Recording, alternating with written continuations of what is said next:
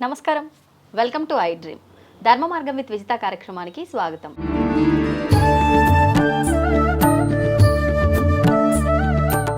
నమస్తే అమ్మా. అమ్మో ఏదో డౌట్తో వచ్చింటే అవే నాకు భయం. అడుగడుగు అమ్మా, అంటే ప్రతి ఒక్కరూ వాళ్ళ వర్షన్లో వాళ్ళు సందర్భాన్ని బట్టి మాట్లాడుతుంటారు. మాట్లాడింది అసలు రోజు గడవదు ఎవరికి కూడా. మౌనవ్రతంలో ఉందాము, ఇంక నేను మాట్లాడనని చెప్పి నోరు మూసుకొని కూర్చున్నా ఏదో ఒక సందర్భంలో ఆవేశంగా అయినా సరే ఒక మాట బయటికి రావాల్సిందే. ఇప్పుడు ఈ మాటలు ఎట్లా అయిపోయినాయి అంటే అమ్మ, చేతిలో పవర్ ఉంది అంటే, డబ్బు ఉంది అంటే, నేను ఏది మాట్లాడితే అదే వేదం, ఇంకా చెల్లుతుంది అంతే, అది ఫిక్స్ అని చెప్పి కొంతమంది ఏది నోటికి వస్తుంది మాట్లాడుతున్నారు. కొంతమంది ఏంటంటే అనవసరంగా పక్కన వాళ్ళ తప్పున్నా లేకున్నా వాళ్ళ ఇష్టానికి నోరు పారేసుకునే వాళ్ళు ఉన్నారు. కొంతమంది నిజంగా ఒక మంచి జ్ఞానాన్ని సమాజానికి అందియడం కోసము తాపత్రయపడే వాళ్ళు వాళ్ళ మాటని వాళ్ళు ఆ రకంగా యూజ్ చేస్తున్నారు. అంటే ఏదేమైనప్పటికీ ఒక మాట అనేది ఒక ఆయుధంలా, అది పాజిటివ్గా అయినా వెళ్తుంది, నెగిటివ్గా అయినా వెళ్తుంది. చాలా రకాలుగా మాటనైతే మనం ఉపయోగిస్తున్నాం. ఇప్పుడు ఈ మధ్య కాలంలో మనం చూసుకుంటే సోషల్ మీడియాలో కూడా ఈ మాటల వల్ల జరిగిన యుద్ధాలు మామూలుగా లేవు, అసలు ఆగట్లేదు కూడా. యుద్ధం ఏంటనుకున్నావు, రావణ యుద్ధము తర్వాత భారత యుద్ధం కంటే గొప్పగా జరుగుతున్నాయే. అంతే, భారత కృష్ణుడికి వాళ్ళకు పాండవులకు కౌరవులకు జరిగిన దానికంటే ఎక్కువ జరుగుతున్నాయి మాటల యుద్ధాలు. వామ్మో, నేను కూడా వింటున్నాను. అవును, ఏమంటారమ్మా, అంటే మనకు మనకు మాట్లాడే అవకాశం ఇచ్చిండు భగవంతుడు అని అంటే అది నిజంగా మన అదృష్టం. మాటలు రానివానికే తెలుస్తుంది మాటల విలువ. కష్టం. మరి మనం ఉపయోగించేటప్పుడు ఎంత జాగ్రత్తగా ఎంత గౌరవంగా మాట్లాడాలమ్మా. ఏది నోటికి వస్తుంది మాట్లాడితే ఎట్లా? ఈ మాట అనేది ఒక సంస్కారం నాన్న. మాట అనేది ఒక సంస్కారం. దాని మీద ఒక కవిత రాశాను, చాలా చాలా బాధపడుతూనే రాశాను. ఏంటంటే, మనసు విప్పి మాట్లాడుకోవటానికి ఓ మనిషి కావాలి. ఎక్కడ దొరుకుతారు, ఏ వీధిలో అమ్ముతారు, ప్రపంచమంతా తిరిగినా ఎక్కడా కనిపించడం లేదు. మనసు విప్పి మాట్లాడుకోవాలని ఉంది. మనసును మనసుతో అర్థం చేసుకునే మనిషి కావాలి. భావాలను పంచుకోవాలి, భాషను అర్థం చేసుకోవాలి, యాసను కూడా అర్థం చేసుకోవాలి. నా యాస వేరు, నీ యాస వేరు. అప్పుడు కూడా గొడవలు వస్తాయి. ఏమయ్యా అంటావు ఎందుకు సరణాలు అంటారు. వాళ్ళ భాష వేరు, యాస వేరు. అవును, అవునమ్మా. యాసను అర్థం చేసుకోవాలి, నడవడికలు కలిసిపోవాలి, మనసుతో మనసు కలిసిపోవాలి, మనసులో చెలరేగిన సంకర్షణను ఎవరితో పంచుకోవాలి. ఇది ఎంత పెద్ద క్వశ్చన్ తెలుసా. సీనియర్ సిటిజన్స్ హోమ్స్కి వెళ్తే, అమ్మా తిన్నావా, ఉన్నావా, కనీసం మర్యాద ఒక 2 మాటలు మాట్లాడేవాళ్ళు లేరమ్మా అన్నప్పుడు కళ్ళనీళ్ళు ఆగవు మనకి. ఎక్కడ దొరుకుతారో అర్థం కావటం లేదు. ఎంతని వెతకాలి. మాటలు రాని మనుషులు, మాట్లాడితే అరిచే మనుషులు, మాట్లాడితే విమర్శించే మనుషులు, మాట్లాడితే కోపగించుకునే మనుషులు, మాట్లాడితే కోపంగా చూసే మనుషులు, మాట్లాడితే సమాధానం ఇవ్వని మనుషులు, మాట్లాడవద్దు అనే మనుషులు, మాట్లాడితే తప్పు అనే మనుషులు, మాట్లాడితే చులగనగా చూసే మనుషులు, మాటను పట్టించుకొని విమర్శించే మనుషులు. మనం మాట్లాడుతుంటే కూడా మనల్ని విమర్శించి వెళ్ళిపోతారు కొందరు. అవును కదా. నీకు మాట్లాడడం రాదనే మనుషులు. నువ్వెంత యాంకర్ అయినా ఇంటికో పక్కింటికో ఫ్రెండ్ ఇంటికో నీకు మాట్లాడడం రాదని సడన్గా అంటుంది అది. అంటే ఏంటి? ఇలాంటి మనుషులు. మాటకి పెడర్థాలు తీసే మనుషులు. సామాన్లు ఉంటే జాకెట్లు అంటే చీరలు అంటే ఇంకేవో అయ్యాయి. మాటకి వ్యత్యాసాన్ని చూసే మనుషులు, మాటకి శూలాల్లా కుచ్చుకునే మాటలను వదిలే మనుషులు, మాట శబ్దం సరిగ్గా లేదనే వాళ్ళు, మాట్లాడడం రాదనే మనుషులు. మరి మాట ఎలా ఉండాలి? ఏ మాటకు మనిషి స్పందిస్తారు, ఏ మాటలను ఎలా మాట్లాడాలి అర్థం కాని మనుషుల మధ్య ఏది మాట్లాడినా తప్పే. అలా ఉంది మన జీవితం. అంటే దీన్ని బట్టి నిజంగా మీరు చెప్పిన కవిత అయితే అదిరిపోయిందమ్మా. ఇంకా ఉంది, అయిపోలేదు. ఉండు ఒక్క నిమిషం. డౌట్. అర్థం చేసుకునే లోకం ఎక్కడుంది, అర్థం చేసుకునే నా వాళ్ళు ఏరి, పుట్టిగిట్టే రోజులు దగ్గరికి వచ్చాయి, చచ్చే రోజులు కూడా దగ్గరికి వస్తున్నాయి. ప్రపంచంలో అందరూ ఎదిగిపోతున్నారు కదమ్మా. అయినా మనసు విప్పి మాట్లాడుకునే మనుషులు, మనసు అర్థం చేసుకునే మనిషి ఇప్పటికీ కనిపించలేదు. వస్తారన్న ఆశ కూడా లేదు. మనసుతోటే జీవిస్తాము. తెలుసుకుంటే బాధ అనిపిస్తుంది, చెబితే తప్పనిపిస్తుంది. చెప్పినా వినని మనుషులు, తప్పుగా భావించే మనుషులు ఎవరు మనవాళ్ళు? ప్రశ్నకి సమాధానం లేదు. ప్రశ్నలు ప్రశ్నలుగానే మిగిలిపోతున్నాయి. ఈ జీవితకాలం ముగిసిపోయింది నాకైతే. అలా అని మాట్లాడకుండా ఉంటే తప్పు, మాట్లాడినా తప్పే. ఈ కుటుంబంలో, ఈ సమాజంలో ఇన్నేళ్ళు గడిపాము, కానీ శారీరక ఆరోగ్యము, మానసిక ఆరోగ్యము ఎప్పుడు ఒకే రీతిగా ఉండని రోజున ఈ ప్రశ్నలు ఉద్భవిస్తాయి. వయోధికులు అయ్యాక ప్రతి చిన్న విషయానికి మనసు స్పందిస్తుంది, మనసు క్షోభ పెడుతుంది, మనిషి విలువ తగ్గిపోయిందని మనసు కలవరపడుతుంది. నాకైతే ఏడుపు వస్తుంది నాన్న. కానీ మనసుతో మాట్లాడే మనిషి మాత్రం దొరకటం లేదు. ఇదే కదా నాన్న నిజమమ్మా, నిజం. అంటే ప్రతి ఒక్కరిలో ఉండే ఆలోచన ఇదంతా, ప్రతిరోజు కూడా సంఘర్షణ, మనసులో మనిషికి కలిగిన సంఘర్షణ నాన్న. అయితే విను, మాట ఎలా ఉండాలి? మాట అనేది ఒక శబ్దము. ఈ విశ్వమంతా వైబ్రేషన్తో నడుస్తుంది. ఒక మనిషి ఒక వ్యక్తిని నిరంతరం విమర్శిస్తూ ఉన్నాడనుకో, విశ్వ నియమాల ప్రకారం ఏమైపోతుందంటే అతన్ని విమర్శించే మనుషులే అతని దగ్గరకు వస్తాడు. ఒక రాజకీయ నాయకుడు ఉన్నాడనుకో, ఒక మంచి పొలిటికల్ ప్లేస్లో ఉన్నాడు, ఆయన మాట్లాడిన మాటలు ఏవైతే ఉన్నాయో, ఎలా తను మాట్లాడాడో అవే మాటలు తిరిగి అతనికి వస్తాయి. ఏమంటాడు ఒక రాజకీయ నాయకుడు? అరే నువ్వు దొంగరా, నువ్వు జైల్లో ఉన్నావురా, నువ్వు దొంగరా, జైల్లో ఉన్నావురా అని 100 సార్లు అంటాడు. అనేసరికి ఏమవుతుంది, కొన్నాళ్ళ తర్వాత ఈయన మీద ఏదో కేసు వచ్చి జైల్లో ఉండాల్సి వస్తుంది. అది మాటల రహస్యం. కాబట్టి నువ్వు మాట్లాడే మాటలో క్రిటిసిజం ఉందా? ఈ విశ్వానికి మాటలు రావు, దానికి భావం మాత్రమే తెలుసు. వాడు జైలుకి వెళ్ళాడు దొంగ, వాడు జైలుకి వెళ్ళాడు దొంగ అనగానే వీడు కూడా కొన్నాళ్ళకి జైలుకి వెళ్ళాడు కదా. అంటే విశ్వానికి వెళ్ళాడు జైలు అనేది నీకు ఇష్టం అనుకుంటుంది. ఏది ఎక్కువగా మాట్లాడితే అదే ఇష్టం, అది ఈ విశ్వం మనకు ఇష్టం అనుకుంటుంది. విశ్వానికి తెలియదు. నువ్వు ఫీలింగ్తో సహా ఇచ్చి మీటింగ్లో మాట్లాడావు, అందుకని నువ్వు 6 నెలలని 3 నెలలన్నా 2 నెలలన్నా జైలుకి వెళ్ళొస్తావు. ఒక రాజకీయ నాయకుడు ఉన్నాడు, కులాలలో చిచ్చు పెట్టాడు, అన్నిట్లలో చిచ్చులు పెట్టి అంతా ఈ విశ్వంలో ఉండే ఆ రాజకీయంలో ఆ రాజ్యాన్ని ముక్కలు చేశాడు. ఒకళ్ళతో ఒకళ్ళు మాట్లాడుకోకుండా కులాలని, మతాలని, ప్రాంతీయతలని వేరు చేశాడు. అతనికి ఎప్పుడో ఒకసారి అతనికి టైం వచ్చింది కదా, అతను ఓడిపోగానే అతని కుటుంబం చిన్నాభిన్నం అయిపోతుంది. ఎందుకు? అతను చేసింది అతనికి ఇష్టం అనుకుంది విశ్వం. అతనికి టైం వచ్చింది. ఆ కుటుంబంలో కొడుకుకు తండ్రి ఉండదు, తండ్రికి బిడ్డ ఉండదు, బిడ్డకు మామ ఉండడు, మామకు పిల్లలు ఉండరు, ఒంటరి వాడైపోతాడు. ఎందుకంటే నువ్వు చిన్నాభిన్నం చేసావు. మనం ఏం చేస్తామో అదే ఇస్తుంది. ఈ విశ్వంలో 72% నీరుంది, మనలో కూడా నీరుంది. నీటికి ఒక మెమరీ ఉందని నేను చాలా సందర్భాల్లో చెప్పాను. ఆ మెమరీ, ఒక అమ్మాయి ఏడుస్తూ నాకు ఫోన్ చేసి, మా అత్త కొడుతుంది, అత్త తిడుతుంది, మా అమ్మ తిడుతున్నాడు, మా అత్త ఆడపడిచి వచ్చి కూడా నేను సూటిపోటు మాటలు అంటుంది, నేనంటే ఇష్టం లేదు, మా తోటికడ అరగంట మాట్లాడింది. విన్నా. నువ్వు ఎన్నిసార్లు చెప్పావమ్మా? ఒక అరగంట చెప్పావు. అన్నీ నెగిటివ్ మాటలే చెప్పావు. నేను, నా సంసారము, నా పిల్లలు, నేను ఎలా బాగుండాలనే థాట్ ఏది కూడా నీ మాటల్లో లేదు. ఈ విశ్వం ఏమనుకుంటుంది? ఓ ఇది చాలా బాగుందనుకొని ఆ మాటకు బలం వచ్చి అటువంటి సిచ్యుయేషన్లు ఇన్ని ఏర్పడతాయి. మాట చాలా గొప్పది నాన్న. ఏ మాట మాట్లాడుతున్నా విశ్వంలో రికార్డ్ అయిపోతుంది నాన్న. ఒక అబద్ధాలు చెప్తే విశుద్ధి చక్రం క్లోజ్ అయిపోతుంది. ఒక బట్టెబాజు మాటలు చెప్తే హస్తమా రోగం వస్తుంది. ఒకళ్ళతో అబద్ధం చెప్పి ఆస్తి దొబ్బేస్తే డైజెషన్ కెపాసిటీ తగ్గిపోతుంది. ఎన్నో అబద్ధాలు చెప్పి ఒక మనిషి ప్రేమించినా అని ప్రేమించకుండా వాళ్ళు ఎవరైనా చనిపోతే మెంటల్లీ రిటార్డెడ్ వాళ్ళైపోయి మనసు స్థిరత్వంగా ఉండదు. ఏమ్మా, అబద్ధాలు చెప్పి ఎన్నో దొంగ మాటలు చెప్పి ఒకళ్ళ ఇంట్లో అద్దెకుండి అద్దె ఇవ్వక మాటలతో మీరు మోసం చేసి కోర్టుకు వెళ్తా లాయర్లు ఎన్నెన్నో చెప్పి ఆ ఇల్లుని నువ్వు సొంతం చేసుకుంటే మూలాధార చక్రం క్లోజ్ అయిపోతుంది.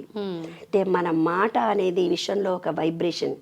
ఎవడో ఎక్కడో ఒకడు సూసైడ్ చేసుకోవాలనే థాట్ని రిలీజ్ చేస్తే సేమ్ థాట్ ఫీలింగ్ ఉండేవాడు ఇక్కడ సూసైడ్ చేసుకుంటాడు. ఒక బస్సు ఎక్కడో పడిపోతే ఇంకో బస్సు అదే థాట్ ఫీలింగ్ ఉన్నోళ్ళు.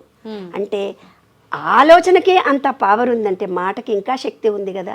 అదే బీజాక్షరము అని పూర్వీకులు మనకు చెప్పారు. ఏ పదాన్నైతే మనం పదే పదే వీడియో తరఫున నేను అందరికీ చెప్తున్నాను, కష్టం లేని వాళ్ళు ఎవరున్నారే ఈ ప్రపంచంలో? ఆర్థికమైన ఇబ్బందులు ఉన్న వాళ్ళు కొంతమంది ఉన్నారు, ఉద్యోగాలు లేకుండా ఉన్న వాళ్ళు కొంతమంది ఉన్నారు.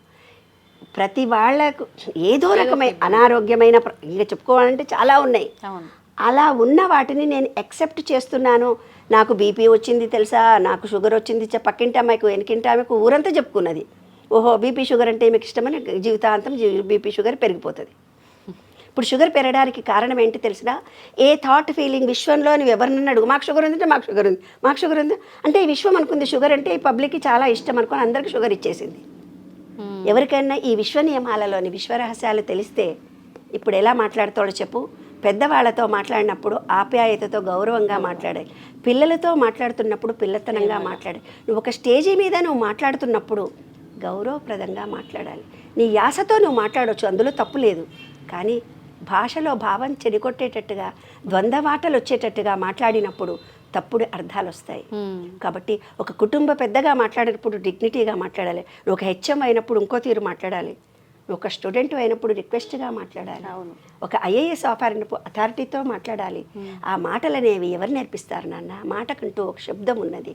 కాబట్టి వీడియో ద్వారా అందరికీ చెప్తున్నా, మీ మాటకు ఒక శక్తి ఉంది, మీ మాటకు ఒక వైబ్రేషన్ ఉంది. అదే విశ్వ నియమంలోని విశ్వరహస్యము. జాగ్రత్తగా మాట్లాడండి. ఖబర్దార్. మీరు మాట కాదు, ఆలోచించే ప్రతి ఆలోచన మళ్ళీ నీ దగ్గరికే వస్తుంది. ఇక్కడ ఒక సీసీ కెమెరా ఉంది. ఖబర్దార్.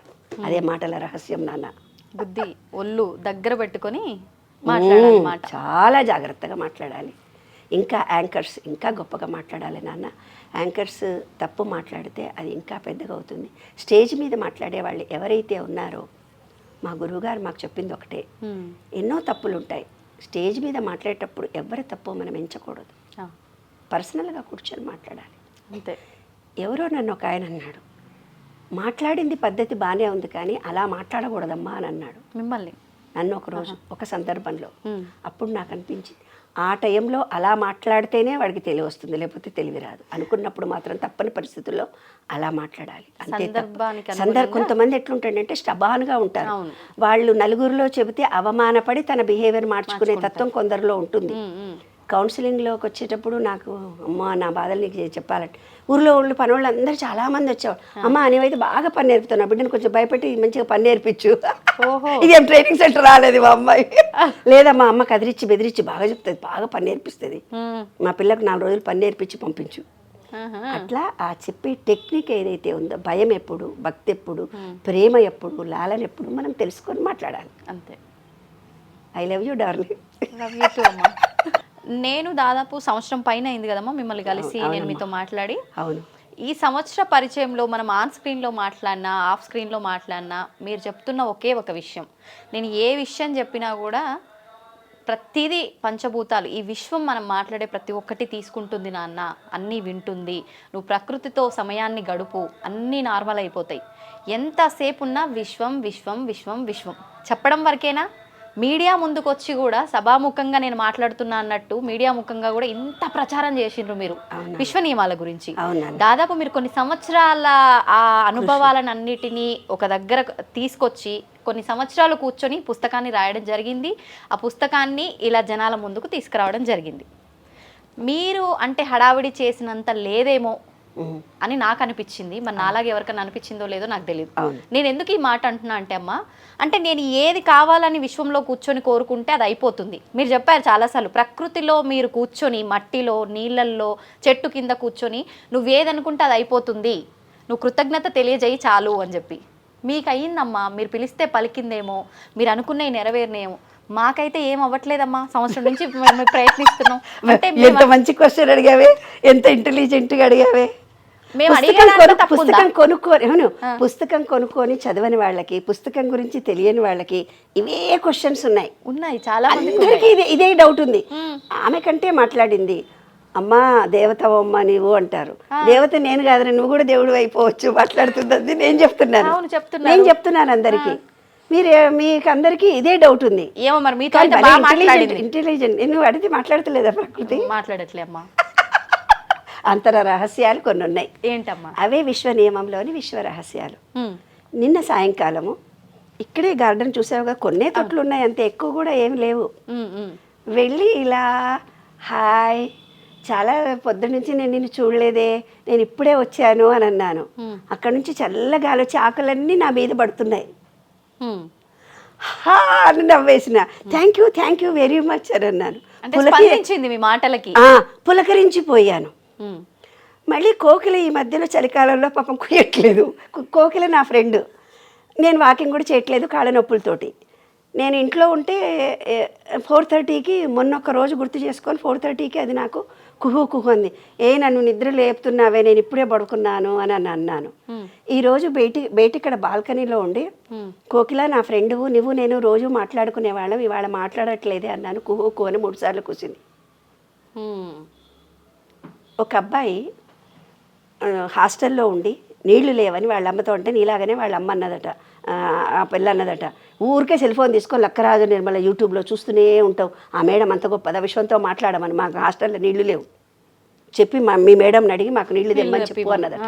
అంటే సరే నాన్న అని ఆమె అక్కడికి తీసుకెళ్ళిందట వాళ్ళని ఒక గార్డెన్లోకి తీసుకెళ్ళి, అనంత విశ్వమా హాస్టల్లో పిల్లలందరం చాలా ఇబ్బంది పడుతున్నాము, నీళ్లు కావాలి మేము వెళ్ళే లోపల అని ప్రేయర్ చేసుకున్నారంట. ఆ అమ్మాయి ఫోన్ చేసిందట హాస్టల్కి వెళ్ళిపోయి, మమ్మీ నేను ప్రేయర్ చేసి రాగానే నీళ్ళు వచ్చేసాయి, నిర్మలా మేడం చెప్పింది కరెక్టే. ఒక ఆమె పంట అంతా కోసి కుప్ప చేసిందట. కుప్ప చేస్తే వర్షం పడుతుందట. సంవత్సరం ఎంత కష్టపడితే వ్యవసాయమే ఈ రోజుల్లో చాలా కష్టం, అనావృష్టి అతివృష్టి.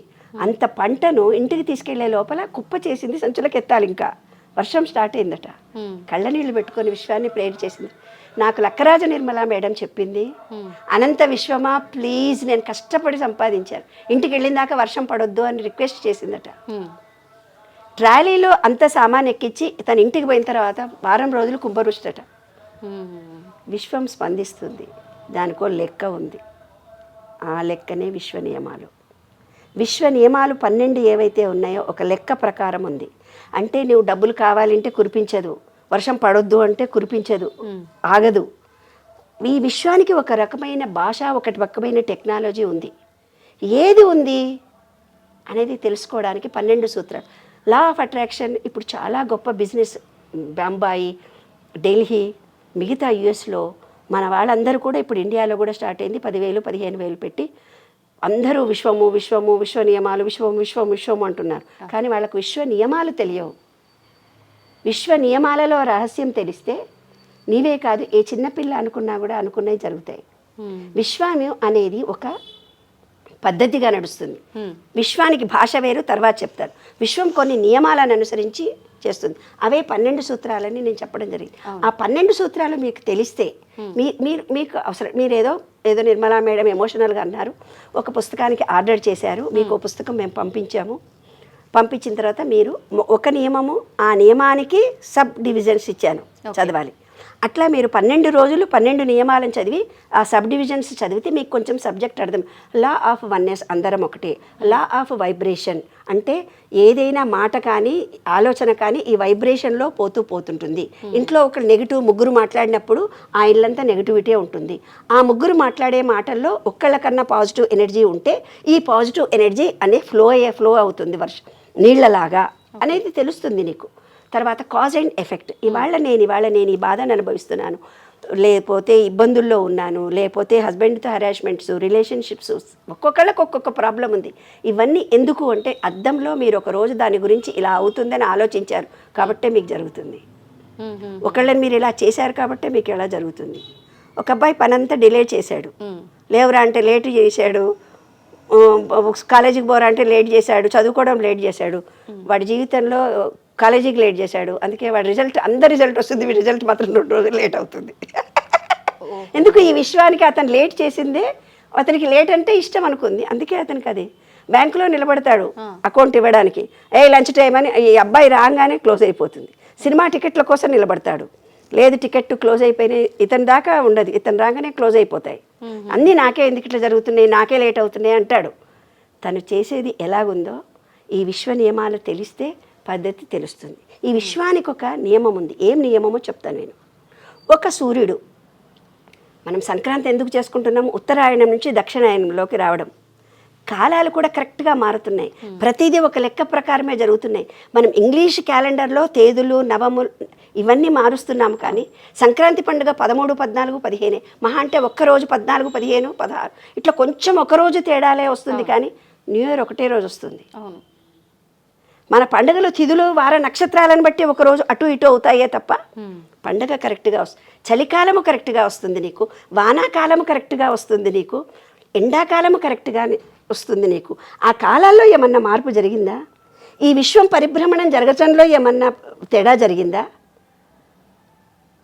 నీకు కాలము అనేది ఏ విధంగా ఈ విశ్వం మొత్తం తను తిరుగుతుంది, తను ఆ ఓవల్ షేప్లో తిరుగుతున్నప్పుడు అది ఎలా తిరుగుతుందో గణాంకాల ద్వారా శాస్త్రీయంగా కూడా మన పూర్వీకులు మనకు లెక్కల ప్రకారం ఇది అమావాస్య రా అన్నారు, ఇది పున్నమ రా అన్నారు, ఇది చలికాలం రా అన్నారు, ఇది ఈ నక్షత్రము అన్నారు. అంటే ఒక లెక్క ప్రకారం ఈ విశ్వం నడుస్తుంది. ఆ లెక్కలలో ఉండే విశ్వ నియమాలను నీవు పాటిస్తే నీకు విశ్వం నీతో మాట్లాడుతుంది. ఆ విశ్వ నియమాలు నీకు తెలియకపోతే మాట్లాడదు. దానికి ఒక ఉదాహరణ కూడా చెప్పుకుందాం. ఒక అబ్బాయి దుంకి పైనుంచి దుంకగానే కింద పడ్డాడు. ఒక సైంటిస్ట్ వచ్చాడు, పైనుంచి ఎక్కగానే దుంకాడు. సైంటిస్ట్ తెలిసినాడనే భూమి ఆకర్షించుకుందా? తెలియని పిల్లగాడు దుంకాడు అని చెప్పేసి వీడిని ఆకర్షించుకుందా? ఇద్దరిని భూమి ఆకర్షించుకుంది. భూమి ఆకర్షణ శక్తి అలాగే ఉంది, ఎవరు దుంకినా భూమి ఆకర్షించుకుంటుంది. అంటే దానికి ఒక లెక్క ఉంది. భూమికి ఒక్క లెక్క ఉంది, నీళ్ళకు ఒక్క లెక్క ఉంది, గాలికి ఒక్క లెక్క ఉంది, సూర్యుడికి ఒక్క లెక్క ఉంది. ఈ విశ్వంలో ఉన్నటువంటి మన పంచభూతాలకు, ఈ విశ్వంలో ఉండే ఈ మన పంచభూతాలకు ఒక లెక్క, ఒక పద్ధతి ఉన్నట్టుగానే విశ్వంలో మన జీవన విధానంలో ఎలా తినాలి, తినే ఆహారాన్ని పూర్వీకులు యజ్ఞము అని చెప్పారు. యజ్ఞము అంటే ఇప్పటి వాళ్ళు అర్థం చేసుకోకుండా బయట హోమాలు చేస్తున్నారు. హోమం కాదు అది. యజ్ఞము అంటే తినే ఆహారము. నమలడం ఒక యజ్ఞము. నమిలిన తర్వాత మన పొట్టలోకి వెళ్ళిన తర్వాత, నమిలి మింగిన తర్వాత జరిగే ప్రక్రియ ఒక యజ్ఞము. మణిపూరక చక్రంలోకి డైజెషన్ కావడం ఒక యజ్ఞము. ఆ డైజెషన్ అయింది పార్ట్గా పంచడము మన బాడీకి అంతా ఒక యజ్ఞము. అట్లా 7 రకాలైన యజ్ఞాలు జరుగుతాయి నువ్వు అన్నం తిన్న తర్వాత. ప్రతిదీ వచ్చి హార్ట్కు మలినాలన్నీ క్రిందికి పోతాయి. ఏ ఎనర్జీ పాయింట్స్ నువ్వేమేమి తీసుకున్నావో అన్ని శరీర పార్టులన్నిటికీ పనిచేయడానికి. కాబట్టి ఒక గుడి అంటే ఏందో, ఒక బడి అంటే ఏందో, మానవ శరీరం కూడా ఈ విశ్వ నియమాలకు అనుగుణంగానే పనిచేస్తూ పోతుంది. ఈ విశ్వ నియమాలను ఎవరమైతే మనం పాటిస్తామో విశ్వము స్పందిస్తుంది, మాట్లాడుతుంది, ఎవరు పిలిచినా జరుగుతుంది. జరగకపోవడానికి కారణం ఏంటంటే మనం తినే ఆహారం, మీ నమ్మకాలు, మీ ఊపిరి, మీ భావన. ఏ భావననైతే చేశారో, ఏ భావన అయితే మీరు చేశారో అది యాక్షన్గా మారి మీ కర్మగా మారి, మా బతుకులు ఇంతే, మేము ఇట్లనే ఉంటాము, మా డబ్బులు ఎక్కడి నుంచి వస్తాయి, మాకేమైనా రికమెండేషన్లు ఉన్నాయా అనే భావాలతో నువ్వు పుట్టి పెరిగి ఇవాళ నాకు 1 కోటి రూపాయలు కావాలి అంటే ఎట్లొస్తాయి? అంతే కదా. నువ్వు చదువుకోకుండా ఒక అప్లికేషన్ రాయకుండా నీకు ఒక కోరిక ఉంటే ఒక అప్లికేషన్ అన్నా రాయాలి కదా. డాక్టర్ దగ్గరికి వెళ్ళాలంటే నీకు ఇంటికి వచ్చి మంది ఇయ్యాడు కదా. నీ కడుపు నొప్పి అనేది డాక్టర్కు చెప్పాలి కదా. యాక్షన్ కావాలి కదా, ఆ యాక్షన్ చేయాలి కదా.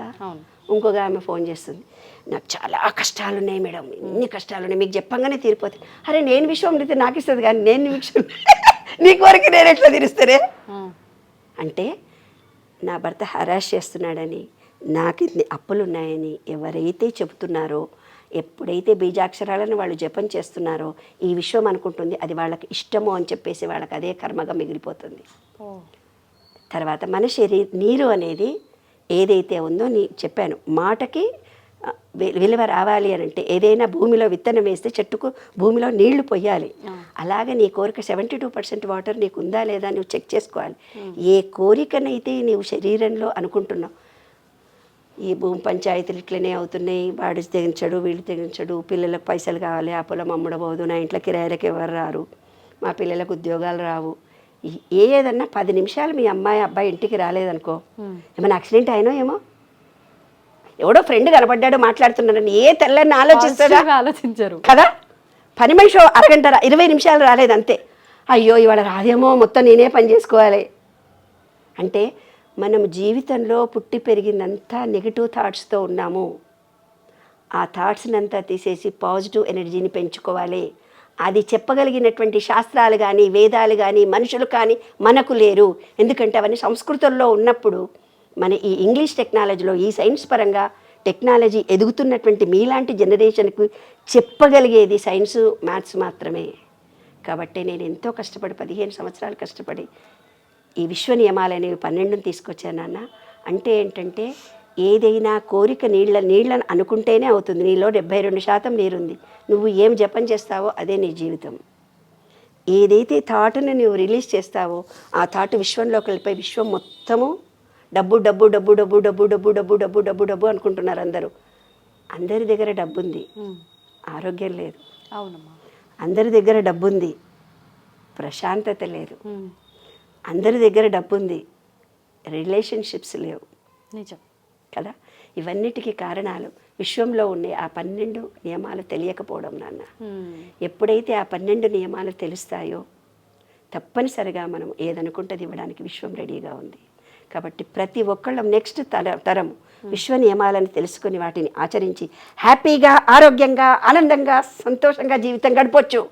మీకు ఏ పరిస్థితిలో మీరున్నారో ఐఎమ్ ఎక్సెప్టింగ్ దిస్ వన్ అనాలి ఆ క్షణాన్ని. ఇది నాకెందుకు వచ్చింది అని దాంట్లోనే కూర్చొని ఏడిస్తే జీవితం మారదు. అదే విశ్వరహస్యం. బాగా అర్థమైంది అనుకుంటారు. చాలా బాగా అర్థమైంది. And for more videos, Please subscribe to iDream. Please subscribe to iDream. Please subscribe iDream. And please subscribe to iDream. For more videos, subscribe to iDream. please like, share and subscribe to the channel. Congratulations, iDream. Subscribe to iDream. Subscribe to iDream. So subscribe to iDream Media. iDream ki iDream team andarki huge congratulations. Please subscribe iDream Media. Please subscribe to iDream. Subscribe iDream. Please subscribe to iDream. iDream అంటే నా కళల ఛానల్ను subscribe చేసుకున్న నోరు తిరుగుతలేదు. మీరైతే గంట గుర్తు కొట్టండి. For more such videos, please subscribe to iDream. Subscribe to iDream. Please subscribe to iDream. Please subscribe iDream Media. Please do subscribe to iDream. Please subscribe to iDream Media. For best entertainment and information, please subscribe iDream. And don't forget to subscribe to iDream.